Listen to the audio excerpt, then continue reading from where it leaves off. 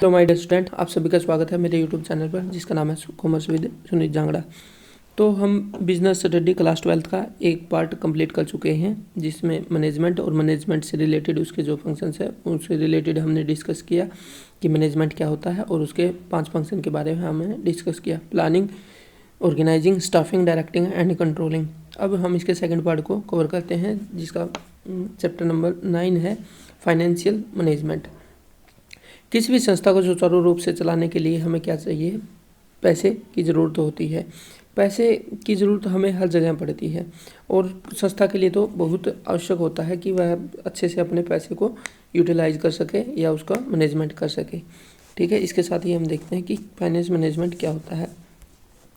जैसा कि इस पिक्चर में आप देख पा रहे होंगे, ये क्या है? मैनेजर है। ये सोचता है कि हम जो फाइनेंस है, पैसा है, कहाँ से एक्वायर करें, यहाँ से लें, यहाँ से लें, यहाँ से, यहाँ से, यहाँ से, यहाँ से, यहाँ से लें, कैसे एक पैसे को हम अच्छे से यूटिलाइज कर सकें। इसमें पैसे से रिलेटेड सभी जानकारी को इन्वॉल्व किया जाता है।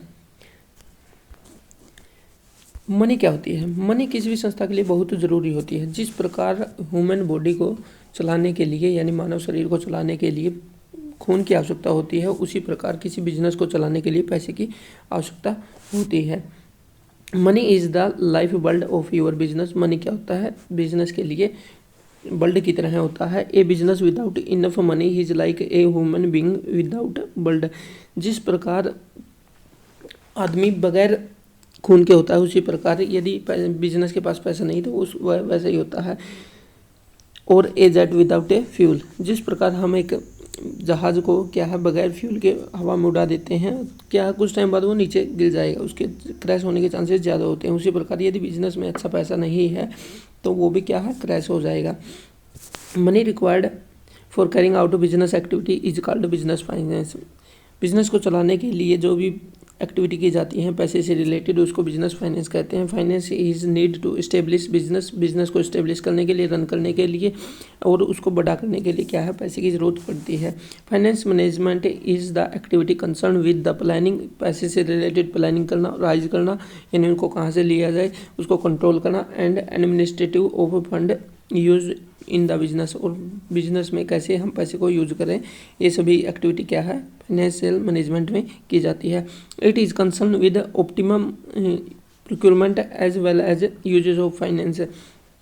इसमें देखा जाता है कि हम कैसे अच्छे से अच्छे सोर्स से हम पैसे प्राप्त करें और उसका अच्छा यूज करें। It aim to ensure availability of enough fund whenever required as well as avoiding the idle finance. इसमें क्या है, पैसे को एक्वायर करना और क्या है, आइडल फंड, यानी जो संस्था के पास फ्री का पैसा मतलब एक्स्ट्रा पैसा बच गया है उसको क्या है, यूटिलाइज करना और उसको अवॉइड करना, इसमें देखते हैं। फिर देखते हैं हम objective of financial management. Financial management यानी वित्तीय प्रबंध के क्या क्या उद्देश्य हैं। वित्तीय प्रबंध का सबसे मेन उद्देश्य होता है प्रॉफिट मैक्सिमाइजेशन, यानी जो शेयर होल्डर कंपनी में जिन्होंने पैसा लगा रखा है उसकी वेल्थ को मैक्सिमाइज करना, रिड्यूस रिस्क को कम करना, बिजनेस सर्वाइवल, बिजनेस को चालू रखना, बैलेंस स्ट्रक्चर, बैलेंस बनाना, डेबिट और इक्विटी में क्या है, बैलेंस बनाना कि हम उसको अच्छे से यूटिलाइज कर सकें, हाई एफिशिएंसी और प्रॉपर मोबिलाइजेशन, ये सभी क्या है इसके ऑब्जेक्टिव हैं। वेल्थ मैक्सिमाइजेशन क्या होता है? The main objective of financial management is to maximize share holder wealth. Share holder जो उसमें पैसा लगाया हुआ है उनकी जो वेल्थ है यानी उनके पैसे को अधिक से अधिक करना इसका मेन ऑब्जेक्टिव होता है। For which achievement the optimum capital structure and proper utilization of fund must है। इसके लिए हमें ऑप्टिमम कैपिटल स्ट्रक्चर और यूटिलाइजेशन ऑफ फंड की बहुत ज़्यादा ज़रूरत होती है। सेकंड है the procure sufficient fund for organization. Finance management में देखते हैं कि हम संस्था को चलाने के लिए हम आसानी से क्या करें, पैसे को प्राप्त कर सकें। और क्या होता है, इफेक्टिव यूटिलाइजेशन ऑफ फंड का अच्छे से यूज करना। To ensure safety of fund the chance of risk in investment should be minimum possible. क्या हम जहाँ पे बिजनेस है, बिजनेस का मतलब है रिस्क।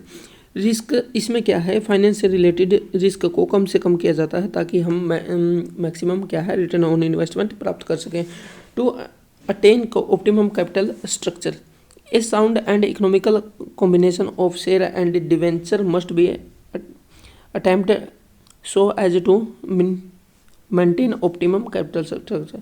ऑप्टिमम कैपिटल स्ट्रक्चर क्या होता है? Combination of share and debenture का, इनका अच्छे से क्या करना, कॉम्बिनेशन सेट करना। 10 major function of finance management. Financial management के क्या है सबसे महत्वपूर्ण 10 फंक्शन कौन कौन से हैं? असर्टेन कैपिटल कंपोजिशन, कैपिटल का कंपोजिशन लगाना। एस्टिमेट कैपिटल रिक्वायरमेंट, कैपिटल का रिक्वायरमेंट के बारे में पता लगाना कि कितनी कैपिटल हमें चाहिए। Investment of total fund, total fund को इन्वेस्टमेंट करना। Make choice source of fund, जो हम कहाँ कहाँ से पैसा प्राप्त करेंगे उसके बारे में पता लगाना। Manage cash flow, cash flow को मैनेज करना। डिस्पोजल ऑफ सरप्लस, जो एक्स्ट्रा पैसा बच गया है उसका क्या है, इस तरह से क्या करना, उसको और जगह इन्वेस्ट करना ताकि उससे क्या करें, पैसे को प्राप्त कर सकें। कंट्रोल फाइनेंस, फाइनेंस को कंट्रोल करना। Decision of acquisition and merger, acquisition और मर्जर से रिलेटेड डिसीजन लेना। Decision on capital budgeting, tax planning and डिट्रोशन ऑफ एसेट्स, इसकी टैक्स प्लानिंग करना। ये सभी किस में आते हैं? फंक्शन ऑफ मैनेजमेंट में आते हैं। अभी तक आपने मेरा चैनल सब्सक्राइब नहीं किया तो चैनल को सब्सक्राइब कीजिए, कॉमर्स विद सुनील जांगड़ा। और इसमें हम क्या करें, 12th क्लास की BST को कंप्लीट कर रहे हैं। नेक्स्ट हम देखते हैं financial decision by a financial officer. Financial officer के द्वारा क्या डिसीजन लिया जाते हैं, यहीं से आपका चैप्टर शुरू होता है। अब तक तो हमने मोटा मोटा देखा था कि क्या होता है फाइनेंशियल मैनेजमेंट, लेकिन किसी भी संस्था या किसी भी कोई भी एक्टिविटी हो, non profit organization, profit organization हो, NGO, किसी भी टाइप का हो, उसमें क्या है, ये 3 डिसीजन मेनली लिए जाते हैं। सबसे पहले होता है कि इन्वेस्टमेंट डिसीजन, कि अपने पैसे को कहाँ इन्वेस्ट किया जाए, कैपिटल बजटिंग में किया जाए या वर्किंग कैपिटल में किया जाए। फिर है फाइनेंस डिसीजन, फाइनेंसिंग डिसीजन मतलब पैसा कहाँ से लिया जाए, डेब्ट से लिया जाए या इक्विटी से लिया जाए। फिर है डिविडेंड डिसीजन, डिविडेंड डिसीजन में हमने पैसा ले लिया, उससे रिटर्न ऑन इन्वेस्टमेंट ले ली, अब जो प्रॉफिट आता है अब हम उसको क्या है, डिविडेंड के रूप में दें या फिर क्या है, रिटेन अर्निंग के रूप में अपने पास रखें। ये सभी डिसीजन फाइनेंशियल मैनेजमेंट में लिए जाते हैं। Every company is required to take 3 main financial decision which are follow. ये प्रत्येक कंपनी के लिए ये बहुत ज़रूरी होते हैं। सबसे पहला आता है इसमें इन्वेस्टमेंट डिसीजन। इन्वेस्टमेंट डिसीजन में देखा जाता है कि संस्था में हम जो इन्वेस्टमेंट कर रहे हैं या पैसा लगा रहे हैं वो लॉन्ग टर्म में लगाएं या शॉर्ट टर्म में लगाएं। लॉन्ग टर्म से रिलेटेड है कि जो कंपनी में पैसा लगाया जाता है वो बहुत लंबे समय तक लगाया जाता है, यानी फिक्स एसेट को खरीदने के लिए लगाया जाता है। और शॉर्ट टर्म होता है बिजनेस को डे टू डे एक्सपेंसेस होते हैं उनको वहन करने के लिए वर्किंग कैपिटल की आवश्यकता होती है, उसको उसमें पैसा लगाया जाए। ठीक है, लॉन्ग टर्म डिसीजन को क्या बोलते हैं, कैपिटल बजटिंग बोलते हैं, और शॉर्ट टर्म डिसीजन को वर्किंग कैपिटल मैनेजमेंट बोला जाता है। इन्वेस्टमेंट डिसीजन, इन्वेस्टमेंट डिसीजन में क्या होता है, it is related to how the firm fund are invested in different assets. Different assets में हम कैसे फंड को क्या करें, इन्वेस्ट करें। Investment decision can be long term और शॉर्ट टर्म, ये लॉन्ग टर्म और शॉर्ट टर्म हो सकता है। ये long term investment decision called क्या है, कैपिटल बजटिंग कहा जाता है। और इसमें क्या होता है, amount of fund are receivable expected at a huge cost, while short term investment decision in called working capital कहा जाता है, which affect day to day working activity. Working capital होती है डे टू डे एक्टिविटी के लिए, और क्या होता है, कैपिटल बजटिंग होती है जो लॉन्ग टर्म पैसा लगाया जाता है उसके लिए होती है, और इसको हम बार बार चेंज नहीं कर सकते क्योंकि इसमें बहुत ज़्यादा मात्रा में पैसे की आवश्यकता होती है। नेक्स्ट हम देखते हैं factor affecting investment decision. Investment decision को ऐसे कौन कौन से फैक्टर हैं या कैपिटल बजटिंग को जो प्रभावित करते हैं। Cash flow of the project, cash flow जो हमारा प्रोजेक्ट है उसका कैश फ्लो कैसा है, जो हमें पैसा मतलब कितने टाइम बाद प्राप्त होता है, उससे रिलेटेड एनालाइज करके हम क्या करते हैं, इन्वेस्टमेंट डिसीजन लेते हैं। यदि हमारा पैसा जल्दी प्राप्त होता है तो हमें कम कैपिटल वर्किंग कैपिटल की आवश्यकता होती है, और यदि हमें पैसा काफ़ी टाइम बाद प्राप्त होता है तो हमें ज़्यादा वर्किंग कैपिटल की आवश्यकता होती है। Rate on return, the expected return of each proposal and risk involve in them should be taken in to account to select be best proposal. हमें क्या है, सबसे पहले इन्वेस्टमेंट डिसीजन करने से पहले हम रेट ऑफ रिटर्न के देखते हैं। यदि हमारा रेट ऑफ रिटर्न ज़्यादा है तो हम क्या करते हैं कि कैपिटल बजटिंग में ज़्यादा पैसा लगाते हैं। Investment criteria involve, the various investment proposal are evaluated, बहुत सारे इन्वेस्टमेंट प्रपोजल को इवेलुएटेड किया जाता है कैपिटल बजटिंग टेक्निक के द्वारा। These evaluation calculation regarding investment amount, ये क्या है, इन्वेस्टमेंट की अमाउंट कितनी होगी, इंटरेस्ट रेट क्या होगा, कैश फ्लो क्या होगा, रेट ऑफ रिटर्न क्या होगा, इन सभी को ध्यान में रखकर क्या करते हैं हम इन्वेस्टमेंट डिसीजन लेते हैं। नेक्स्ट आता है हमारा फाइनेंस डिसीजन, ये क्या है, सेकंड स्टेप है। इन्वेस्टमेंट तो कर ली हमने, अब क्या है, फाइनेंस डिसीजन लेते हैं कि जो हमारे जैसे पैसा है वो किस में लगाएं, इक्विटी में लगाएं या फिर डेब्ट में लगाएं। किसी भी संस्था के लिए दो अहम क्या होते हैं, पैसे से एक्वायर करने के साधन होते हैं। ये मैनेजर है, ये सोच रहा है कि इस साइड जाए या इस साइड जाए, ये डिसीजन लेना ही क्या कहलाता है, हमारा फाइनेंस डिसीजन कहलाता है।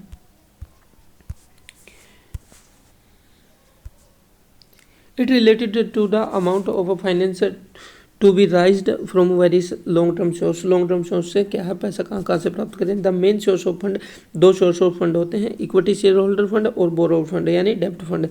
बोरो फंड है एक क्या होता है कि डेब्ट के ऊपर एक फिक्स रेट ऑफ इंटरेस्ट दिया जाता है और इसके अलावा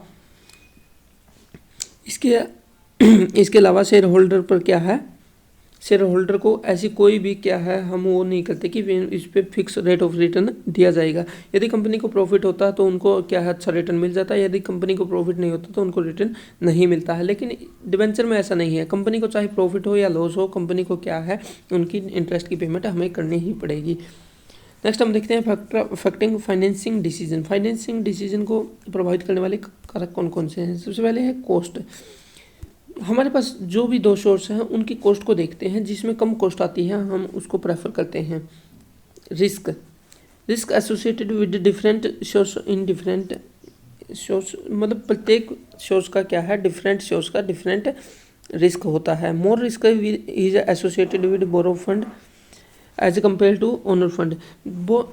बोरो फंड के साथ क्या है, रिस्क ज़्यादा होता है, क्योंकि हर हालत में कंपनी को इनके क्या है, इंटरेस्ट की पेमेंट करनी ही पड़ेगी। फ्लोटिंग कॉस्ट, जब हम डिवेंचर और शेयर को जारी करते हैं तो उनके लिए क्या करते हैं, प्रोस्पेक्टस होते हैं, फीस होती है, अंडरराइटिंग फीस होती है, एक्सपेंसेस होती हैं, इन सभी को ध्यान में रखकर ही क्या है, हम डिसीजन लेते हैं कि कौन सी चीज़ को प्रेफर किया जाए और इसको क्या कहता है, फ्लोटिंग कॉस्ट कहा जाता है।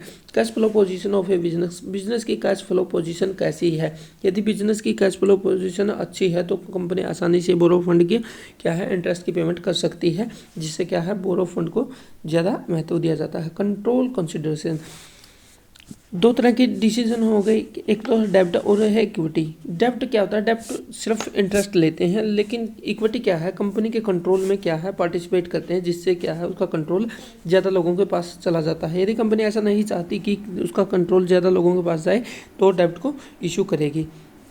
State of capital market, capital market की स्टेट क्या है। यदि कैपिटल मार्केट बूम की स्थिति में है तो आसानी से शेयर इशू कर सकती है।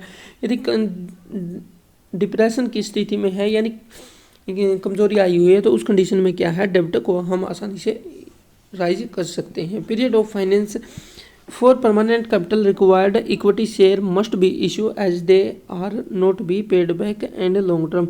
यदि परमानेंट कैपिटल चाहिए, हमें लॉन्ग टर्म के लिए चाहिए तो हमें शेयर होल्डर को इशू करना पड़ेगा। यदि शॉर्ट टर्म के लिए चाहिए तो हम क्या कर सकते हैं, प्रेफरेंस शेयर और डिबेंचर को भी इशू कर सकते हैं। नेक्स्ट आता है हमारा डिविडेंड डिसीजन। इसका थर्ड पार्ट है डिसीजन में डिविडेंड डिसीजन। डिविडेंड डिसीजन में अब हमें प्रॉफिट हो गया, प्रॉफिट होने के बाद हम इसमें देखा जाता है कि कितना पैसा तो हम अपने पास रखें और कितना पैसा हम रिटेन और डिविडेंड के रूप में लोगों को दें। इसमें दो डिसीजन लिए जाते हैं मेनली। जो हम मान लो हमारे पास ये प्रॉफिट हो गया, हम इसको इस साइड भेजें या रिटेन अर्निंग के रूप में रखें या डिविडेंड के रूप में रखें, डिविडेंड के रूप में डिस्ट्रीब्यूट करें। रिटेन अर्निंग होता है कि कंपनी का जो प्रॉफिट होता है उसका कुछ हिस्सा कंपनी अपने पास रख लेती है, ताकि फ्यूचर में कंपनी यदि एक्सपेंशन करना चाहे या उसकी बढ़ोतरी करना चाहे तो आसानी से कर सकती है। डिविडेंड डिस्ट्रीब्यूशन में जो कंपनी को प्रॉफिट होता हुआ है इनमें शेयर होल्डर में डिवाइड कर देती है, डिस्ट्रीब्यूट कर देती है।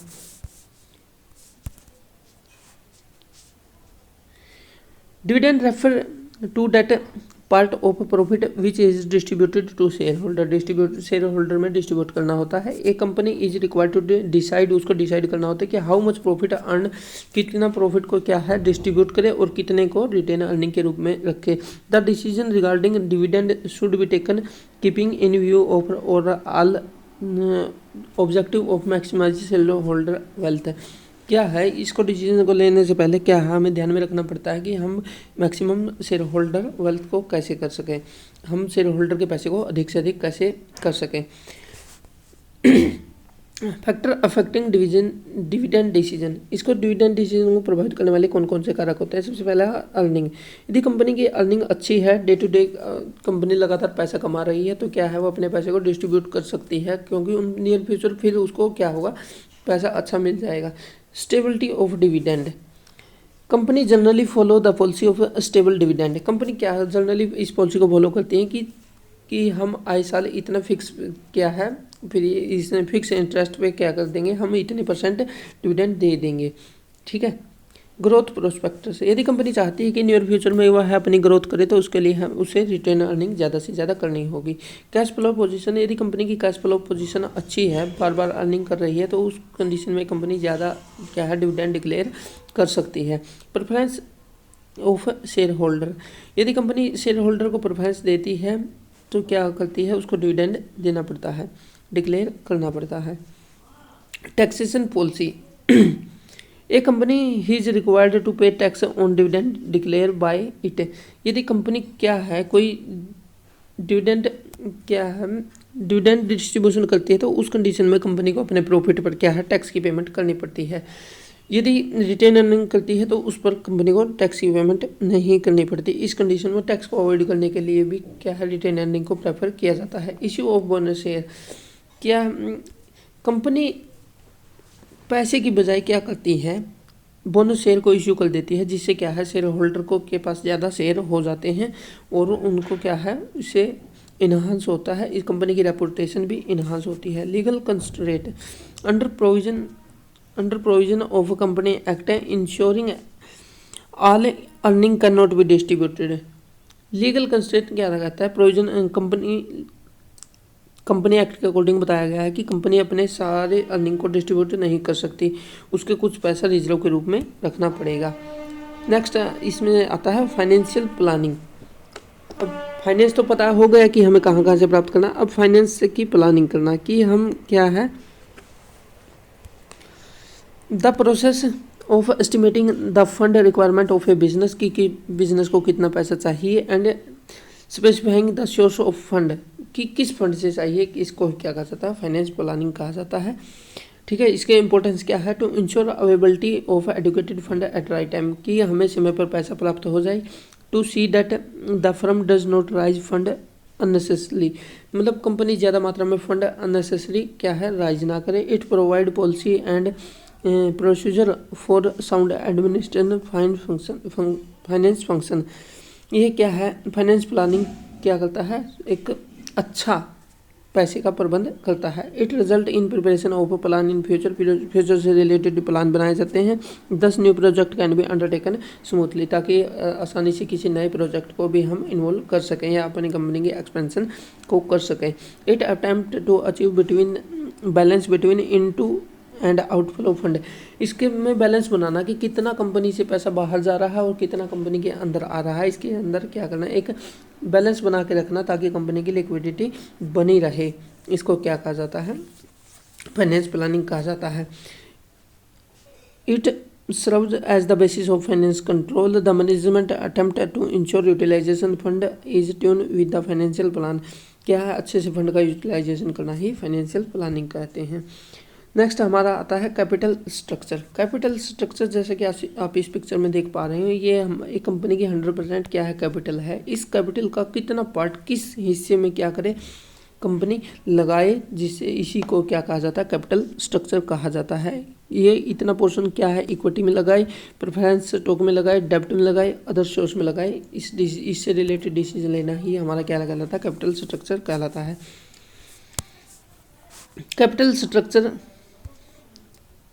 After to between owner fund and borrow fund क्या होता है, ये मिक्स होता है जो हमें डेबिट और इक्विटी का। It will be set optimum when property, इसको ऑप्टिमम कहा जाता है जब क्या है ये हम एक अच्छे रेशो में क्या करते हैं, डेबिट और इक्विटी को कंपनी में लाते हैं। ठीक है, इससे रिलेटेड हम देखते हैं कि फैक्टर कौन से अफेक्ट करते हैं कैपिटल स्ट्रक्चर को। Trade on equity, trade on equity का मतलब होता है कि जब कंपनी क्या है कम रेट पर, कम इंटरेस्ट पर क्या है डेबिट को इशू कर सकती है, तो उस कंडीशन में क्या करती है कंपनी मोर क्या करती है, डिबेंचर को इशू करती है, जिससे क्या होता है कंपनी की अर्निंग ज़्यादा होती है और जैसे ज़्यादा मात्रा में क्या करते हैं ईपीएस हो जाता है, अर्निंग पर शेयर हो जाता है, जिससे शेयर होल्डर को ज़्यादा हम रिटर्न दे सकते हैं। इसको ट्रेड ऑन इक्विटी बोला जाता है। Cash flow position, cash flow position in case a company has strong cash flow position that में राइज फाइनेंशियल इशू डेब्ट। यदि कंपनी की कैश फ्लो पैसा जल्दी आ रहा है तो कंपनी क्या कर सकती है, डेब्ट को इशू कर सकती है और आसानी से उनकी पेमेंट कर सकते हैं। Interest coverage ratio, it is referred the number of time earning before interest and tax company, मतलब टैक्स देने से पहले हम कंपनी को क्या है कितना पैसा कमा रहे हैं ये देखना ही क्या है इंटरेस्ट कवरेज रेशो होता है। Return on investment, if return on investment higher than the rate of interest, यदि रिटर्न ऑन इन्वेस्टमेंट ज़्यादा है किससे, इंटरेस्ट ऑन डिबेंचर से, तो कंपनी के लिए फायदेमंद होगा कि वह क्या है बोरो फंड को प्रेफर करे। फ्लोटिंग कॉस्ट होती है कि कंपनी जब भी डिबेंचर या शेयर को इशू करती है तो उनको इशू करने के लिए उसको प्रोस्पेक्टस छपाने पड़ते हैं, ब्रोकर को कमीशन देना पड़ता है, अंडरलाइन एसेट्स होती हैं, फीस होती हैं, इन सभी को ध्यान में रखकर क्या करती है कंपनी डिसीजन लेती है। सिक्स्थ है इसका कंट्रोल आता है, यदि कंपनी चाहती है कि उसका कंट्रोल ज़्यादा से ज़्यादा क्या हो, कम लोगों के पास हो, तो उस कंडीशन में क्या हो उसको ज़्यादा मात्रा में डिबेंचर इशू करने चाहिए। टैक्स रेट क्या है, यदि हम ज़्यादा मात्रा में डिबेंचर इशू करेंगे तो उससे क्या होगा कि कंपनी को टैक्स का बेनिफिट मिलेगा और उसको क्या है टैक्स की प्लानिंग अच्छे से होगी। फ्लेक्सिबिलिटी आसानी से होती है, डिबेंचर इशू करती है तो कंपनी उस कंडीशन में कंपनी आसानी से फ्लेक्सिबल होती है कि जब चाहे उनका क्या कर सकती है भुगतान कर सकती है, जिससे कंपनी अच्छे से अपने सोर्स को यूटिलाइजेशन कर सकती है। कैपिटल मार्केट कंडीशन, यदि कैपिटल मार्केट अच्छी कंडीशन में है तो क्या कर सकती है शेयर को आसानी से इशू कर सकती है, लेकिन यदि कैपिटल अच्छी कंडीशन में नहीं है कैपिटल मार्केट तो उस कंडीशन में क्या है डिबेंचर को इशू करना चाहिए। अब देखते हैं हम ऑप्टिमम कैपिटल स्ट्रक्चर क्या होता है। ऑप्टिमम कैपिटल स्ट्रक्चर होता है the best mix of debit and equity financing that maximizing a company market value and while minimizing to cost है, मतलब डिबेंचर और इक्विटी को इस तरह से यूज करना ताकि मैक्सिमम क्या हो कंपनी की मार्केट वैल्यू मैक्सिमम हो और मिनिमम कॉस्ट पर उसको कैपिटल प्राप्त हो सके। अब कैपिटल दो तरह की होती है, फिक्स कैपिटल और वर्किंग कैपिटल। फिक्स कैपिटल क्या होती है, फिक्स कैपिटल में क्या होता है फैक्ट्री आती है, कंपनी हेडक्वार्टर एंड ऑफिस आते हैं, कंप्यूटिंग इंफ्रास्ट्रक्चर आता है, कम्युनिकेशन इंफ्रास्ट्रक्चर आता है, पेटेंट गुडविल कॉपीराइट है और प्लांट एंड मशीनरी, ये सभी क्या है फिक्स कैपिटल में आता है, जिस पर मतलब बार बार कंपनी इन्वेस्ट नहीं कर सकती, कंपनी एक बार इन्वेस्ट करके काफ़ी लंबे समय तक इनका यूज करती है। Factor affecting requirement of A capital structure, capital structure इसके लिए क्या है कौन कौन से फैक्टर अफेक्ट करते हैं फिक्स कैपिटल के लिए। नेचर ऑफ बिजनेस, यदि मैन्युफैक्चर किस्म का नेचर है बिजनेस का, यदि किसी चीज़ का निर्माण कर रही है तो उसके लिए ज़्यादा मशीनों की आवश्यकता होगी, तो उस कंडीशन में क्या है कंपनी को ज़्यादा फिक्स कैपिटल की आवश्यकता होती है। स्केल ऑफ ऑपरेशन, यदि कंपनी एक बड़े लेवल पर क्या कर रही है अपने ऑपरेशन कर रही है अपनी, तो उसके लिए ज़्यादा मात्रा में क्या करेगी मोर फिक्स कैपिटल की आवश्यकता होगी। चॉइस ऑफ टेक्निक, ठीक है, यदि कंपनी की टेक्निक है जो चेंज करनी होती है यदि बार बार चेंज होती है तो उस कंडीशन में कंपनी को मोर इन्वेस्टमेंट की आवश्यकता होती है। टेक्नोलॉजी अपग्रेडेशन, यदि बार बार टेक्नोलॉजी में अपग्रेडेशन आ रहा तब भी हमें क्या चाहिए मोर फिक्स कैपिटल चाहिए। फिफ्थ है ग्रोथ प्रोस्पेक्ट, यदि कंपनी क्या है ग्रोथ प्रोस्पेक्ट या कंपनी एक्सपेंड करना चाहती है तो उसके लिए ज़्यादा मात्रा में क्या चाहिए, प्लांट एंड मशीनरी चाहिए, और इसके लिए क्या है उसको फिक्स कैपिटल की आवश्यकता होगी। डाइवर्सिफिकेशन का एक कंपनी अलग अलग डिपार्टमेंट में क्या है अलग अलग प्रोडक्ट में डील कर सकती है, इसके लिए अलग अलग प्लांट एंड मशीनरी चाहिए। प्लांट मशीनरी होगी तो क्या है फिक्स कैपिटल तो होगी ही। डिस्ट्रीब्यूशन चैनल, यदि कंपनी का डिस्ट्रीब्यूशन चैनल कम है तो उसके लिए कम कैपिटल की आवश्यकता होगी। यदि डिस्ट्रीब्यूशन चैनल ज़्यादा है, बड़ा है, कई क्या है स्टेट में फैला हुआ है तो उसके लिए ज़्यादा डिस्ट्रीब्यूशन चैनल होंगे और इसके लिए फिक्स कैपिटल की ज़्यादा रिक्वायरमेंट होगी।